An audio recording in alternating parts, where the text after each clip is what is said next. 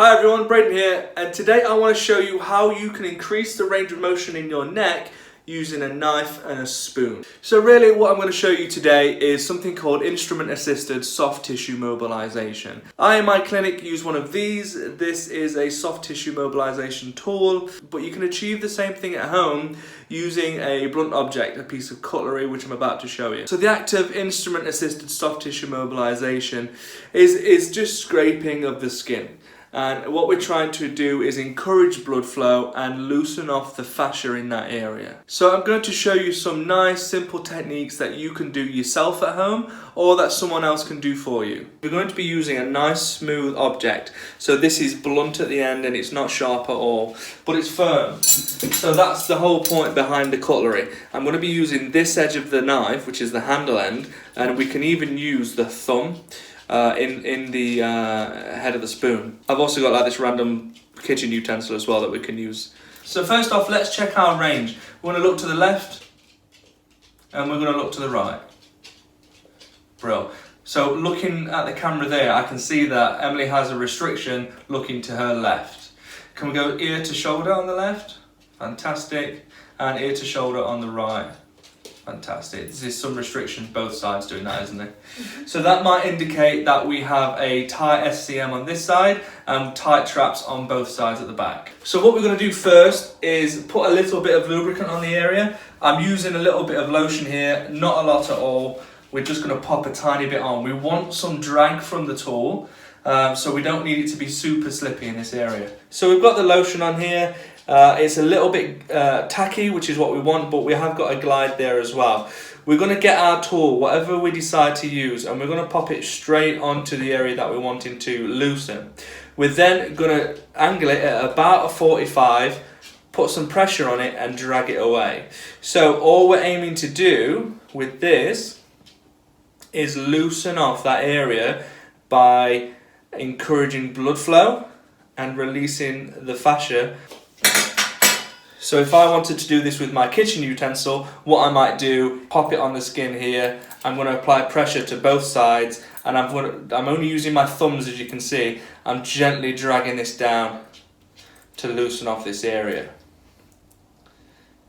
Okay? Let's try the tablespoon now. Same principle applies. We can pop it on this tissue and drag it through. All I'm trying to do is press and drag. Shouldn't be too painful, and maybe a little bit of discomfort, but more just a stretchy kind of feeling. So this is if you have a stiff neck at the back, finding at the back of the traps here we have some tightness. What we're going to do is get the client to look straight forward. We're going to start loosening off this tissue, all in the traps around here. Once that's starting to feel a little bit looser for the person doing the massage, what we can do is ask them to start using these muscles. So we're going to go ear to shoulder on both sides, and we're just going to keep going through that motion. Again, we're just encouraging blood flow to the area. And we're trying to get all this fascia separated. So one real common problem with people is that they have a tight sternocleidomastoid, which is this muscle here. Just look to the left hand. Fantastic. Starts from the mastoid process here, comes down to the sternum and to the clavicle. Sternocleidomastoid. With this muscle here, we can treat this muscle, but be very careful, and we're not looking for lots of pressure. Same again with the massage tool. We're going to pop it at the top, behind the ear where the mastoid process starts, and we're going to gently drag that down to where it meets the other bone. Same again. The angle I have is a 45, and I'm pressing with my finger, and I'm just supporting with my other fingers down here. So my finger is on, and I'm pressing and scraping. Another big problem that we might have is tight scalenes. So the scalenes attach to the vertebrae up here and come down and join to the ribs underneath the clavicle bone. So if Emily goes to the left with this here is a scalene, and we have others around here. Be very gentle with this area, but this can be the cause of tingling in the fingers if we have tight scalenes. If you do have tingling in your fingers, please go see a medical professional before doing this technique. So to loosen the scalenes, Same principle as the sternocleidomastoid. We're going to start at the top and very gently rub these down. I'm not putting a lot of pressure on at all here. With the traps I can really put a lot more pressure on, but around the front of the neck I'm going to be nice and gentle. We're looking for just a little bit of release here.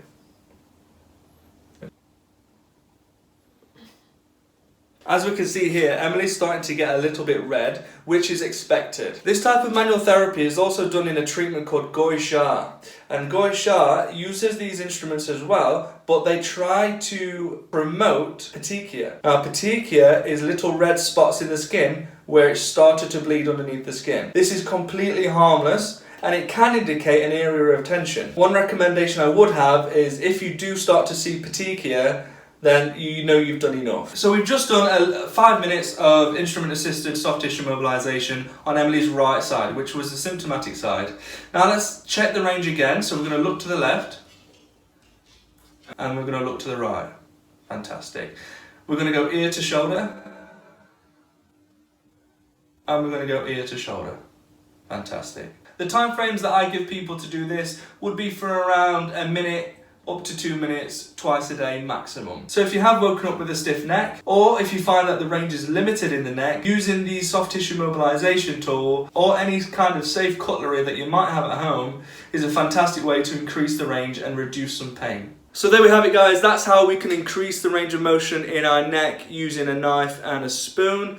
Remember, we're using the handle end of the knife. We're not being silly and using the sharp edge. Thank you so much for watching, everyone. If you have liked this video, please consider subscribing and giving my video a thumbs up. Every little bit helps. And I'll see you all on the next video.